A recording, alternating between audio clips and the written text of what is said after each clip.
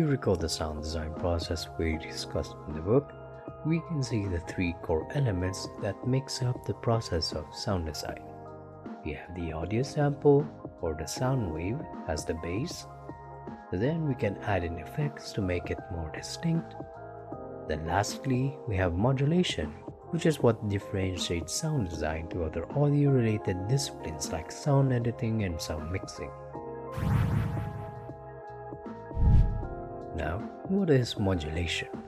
Simply put, modulation is a process of adding an automation or movement to pretty much anything. Let's say, for example, when you play a sound and sound keeps getting played, you want the volume or pitch to go up or down.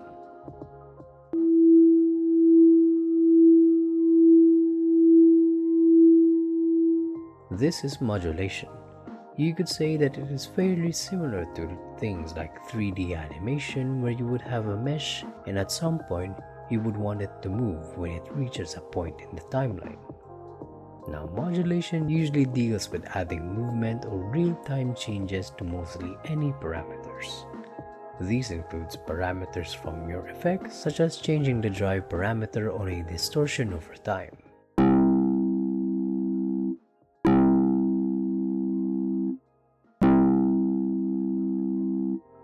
You can also add modulation to change sound waves in Vital.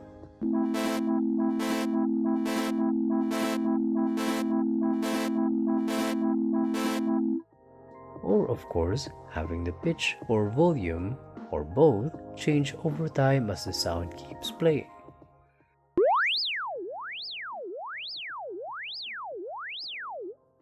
When it comes to modulation, we deal with what we call control modules. There are two main types of control modules, the LFO and the envelope. Both of these do show like a shape of a wave, however, they do not make a sound on their own. You can think of them as like motion paths or instruction paths on how the sound will be moving. An LFO stands for Low Frequency Oscillator. It is technically an oscillator, however acts differently than the regular oscillators. The frequency range of an LFO is around about 20 Hz, which is below the normal human hearing range.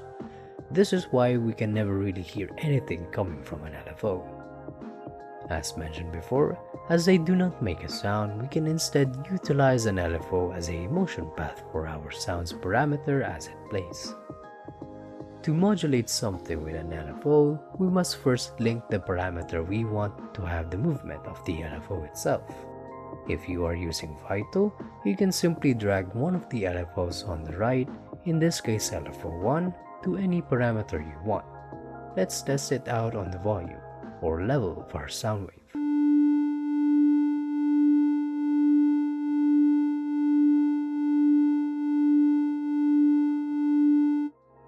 As you can see, LFO1 now has a link which directly ties into the level of the sound wave. What's happening here is on the LFO, we can see a wave shape, in this case a triangle wave. Now when we play a sound with a parameter linked to the LFO, it will start changing the value from left, which in this case is set to 0, meaning there will be no changes yet on the sound, and it will scale up over time and fall back to the original level and repeats itself again. This is the basic premise of an LFO, which is to change the value or level of our chosen parameter over time. You can of course change the wave shape to what you want. If you want the movement's path to be that of a square wave, then you can pick the square wave LFO. Or if you want, you can even have a custom-made wave for some interesting effect. If we hover our mouse to the icon of the link parameter in Vital, which in this case is the level, we can adjust how much of the value will be modulated when we play the sound. Furthermore, LFOs usually come with an option to change the tempo or speed of the movement.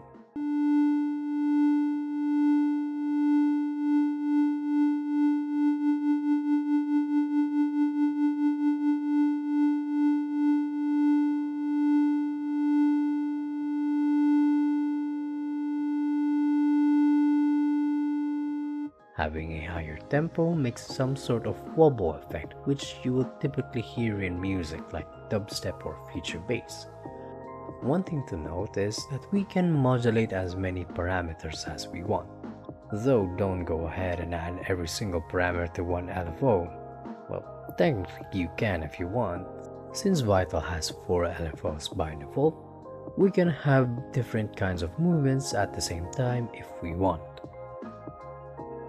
Aside from that, in Vital, you can easily know what parameters can be modulated. If we drag the LFO and let it hover for a while, you will see all the parameters it can modulate being highlighted.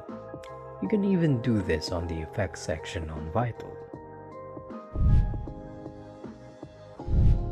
The other control module we have is the envelope. Earlier we discussed about the ADSR, which is the envelope itself. As you know, changing the parameters of the ADSR directly affects the sound itself. Aside from that, however, we can actually use the envelope itself as another control module like the LFO. The difference of the envelope to the LFO is that the envelope uses the ADSR itself as the motion path, unlike the LFO which uses an oscillator. Another key difference is that when modulating with envelopes, the modulation happens only once per playback, meaning unlike the LFO which loops the automation back and forth, the envelope will only happen once until you press the input again.